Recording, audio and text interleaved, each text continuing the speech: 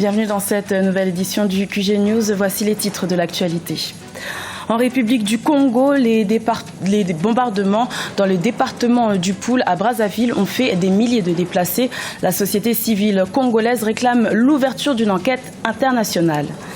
Également dans l'actualité au Nigeria, la marque de sport Owu veut se faire une place parmi les grands équipementiers sportifs. Elle compte sur les prix compétitifs pour faire fleurir son business. Et puis Cardiopad, c'est la première tablette africaine médicale. Elle sera construite au Cameroun et permettra la création d'une centaine d'emplois. En République du Congo, la société civile congolaise est sortie de son silence et a réclamé une enquête internationale sur les bombardements survenus dans le département du Poul au courant du mois d'avril. Ces bombardements ont fait des milliers de déplacés, mais il est très difficile d'établir un bilan fiable et indépendant. Un reportage de Deva Panzou. C'est ce mardi 26 avril en mi-journée que le président centrafricain Faustin Archange Touadéra a foulé le sol congolais pour une visite de travail de 24 heures. Reçu par son homologue congolais Denis Sassou Nguesso, les deux hommes ont eu un tête-à-tête autour des questions sécuritaires en Centrafrique. Le président centrafricain lui a témoigné sa reconnaissance pour la médiation réussie de la crise dans son pays. Vous savez que le président a beaucoup œuvré pour la paix en République centrafricaine. S'il y a eu des élections apaisées, aujourd'hui, en République centrafricaine, c'est grâce à tous les efforts déployés par le président pour ramener la paix en tant que médiateur international dans cette crise. Et il est de notre devoir, en toute amitié et toute fraternité, de venir lui témoigner notre reconnaissance. Rappelons que le Congo s'était entièrement impliqué dans la crise centrafricaine en apportant une aide financière de plus de 25 milliards de francs CFA. Aussi, pour établir la paix, le Congo avait envoyé ses soldats et policiers. Absent lors de l'investiture du président Denis Sassou Nguesso le 16 avril dernier, le président centrafricain a également félicité son homologue pour sa réélection. Assurer notre amitié au président Denis Sassou Nguesso pour sa brillante élection, pour le fait que le peuple congolais lui a encore renouvelé son mandat. C'est un fait important pour le Congo, mais aussi pour l'Afrique centrale et pourquoi pas pour l'Afrique.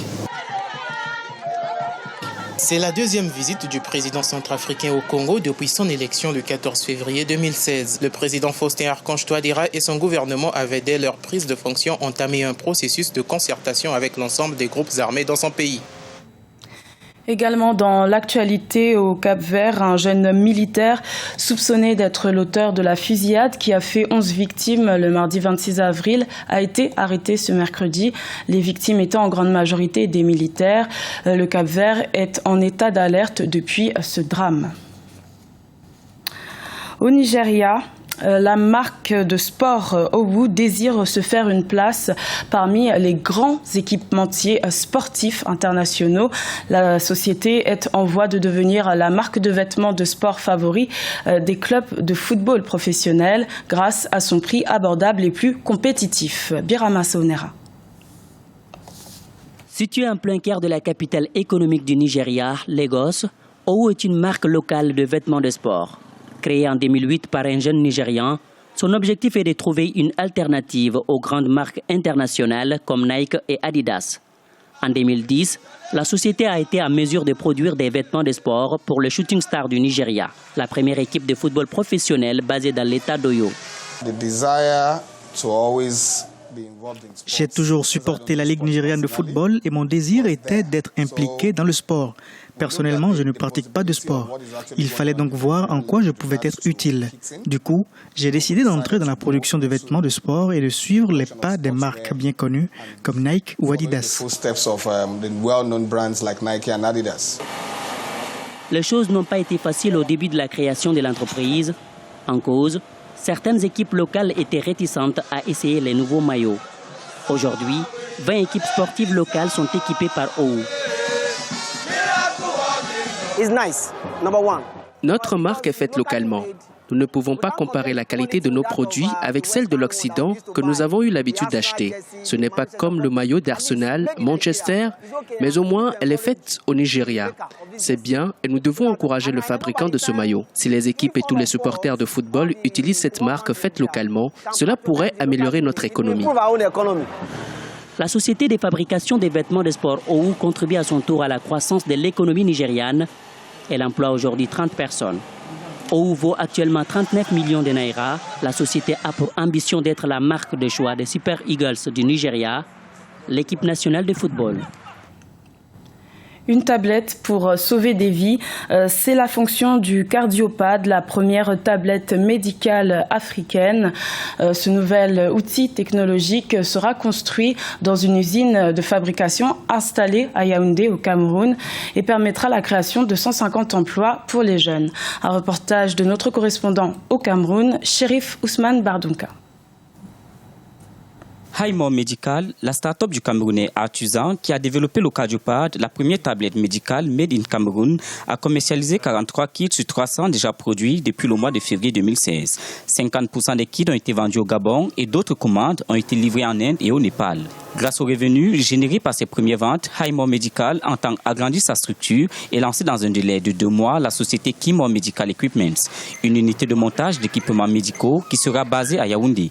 En plus des 10 employés actuellement en service, l'usine recrutera dans les prochains jours 150 autres. Nous avons créé la première entreprise de fabrication d'appareils médicaux de la CEMAC et cette entreprise est localisée à Yaoundé. Highmore Medical elle emploie actuellement 10 personnes. Donc nous comptons développer l'entreprise à un rythme très grand cette année-ci. Donc l'entreprise est entre de bonnes voies, le projet est entre de bonnes voies et nous sommes très optimistes vis-à-vis de notre avenir. Le Cardiopad est un appareil permettant de relever et de transmettre à distance les paramètres cardiaques d'un patient. Cette invention, qui a valu une reconnaissance internationale aux jeunes ingénieurs camerounais, permet de pallier l'insuffisance de cardiologues dans les hôpitaux.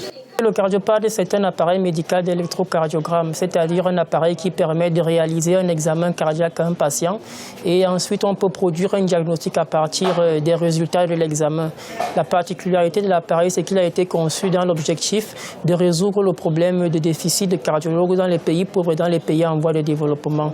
Donc grâce au Cardiopad, on peut effectuer un examen cardiaque à un patient dans un village, transférer les résultats du village vers la ville. À partir de là, un cardiologue va pouvoir donner une interprétation qu'il va transférer de la ville vers le village. Cela va permettre au patient d'être examiné dans son village sans avoir à voyager, à aller en ville pour faire son examen cardiaque. Ça sera donc plus facile pour lui, plus rapide, mais également moins coûteux.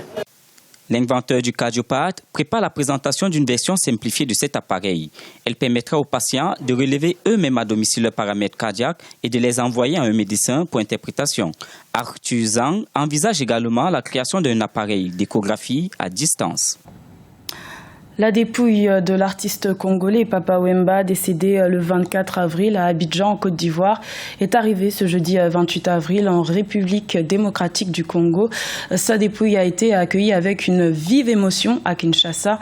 Un dernier hommage est prévu au stade des Martyrs le lundi 2 mai, à la veille de son enterrement. Corinne Camdem. Papa Wemba de retour en terre natale. Ce jeudi 28 avril 2016, l'avion transportant la dépouille du roi de la Rumba a atterri à l'aéroport international de Ndjili, en République démocratique du Congo.